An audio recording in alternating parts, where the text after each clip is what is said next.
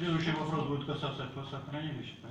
Я прошу прощения, да, я начальник лаборатории, обвинитель Юрий. Хочу ответить конкретно о вашем вопросе. Я не говорю о замене технологических агрегатов. Я говорю о том, что ГОУ поставлены на этих агрегатах чистят ниже, чем 50 миллиграмм на метр кубический. Посмотрите. На существует. Ну, посмотрите, здесь, там написано, что просят 150. Разрешите, я закончу, да?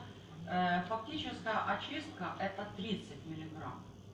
Если даже поменяется оборудование, будет меняться, не будет, это другой очистки на существующий момент нам достигать не нужно даже по европейским законодательствам. Есть 20. Поэтому нам самое главное это то, что на выбросе на трубе и вам и нам.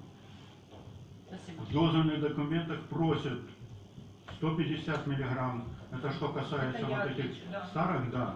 И 150 миллиграмм, я поэтому говорю, поэтому задаю Ирина вопрос. Евгеньевна вам отвечала по первому вопросу, когда вы говорили, почему мы не прописали изменение технологий именно там, где она достарелая, там, где года ее уже очень давние. Мы объяснили, что технология там не меняется, там установили конечную газоочистку за данной технологией, позволили обеспечить отсосы необходимые, поменяли вся система, мы знаем, система газоочистки включает в себя отсосы от оборудования и до трубы.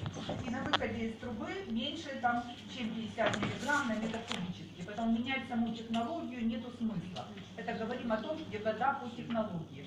Теперь, что касается 150 миллиграмм. Как мы уже говорили, законодательством предусмотрено два вида. 309 постановлением, 309 приказом Кабинета министров предусмотрено два норматива выбросов, которые зависят от массовой выбросы, то есть от выбросов грамм в час. Вот на котельной граммы в час составляют меньше 500 грамм в час. Поэтому выбросы там допускаются законодательством 150 миллиграмм на метр кубический. Эти выбросы достигнуты. По всем источникам мы достигли нормативных выбросов, обращаю внимание, абсолютно по всем, за исключением 3, на которые я уже говорила, мы планируем мероприятия по снижению выбросов. На этих 3 источниках снижение выбросов еще не достигнуто. На остальных они составляют или 50 мг, или 150 мг.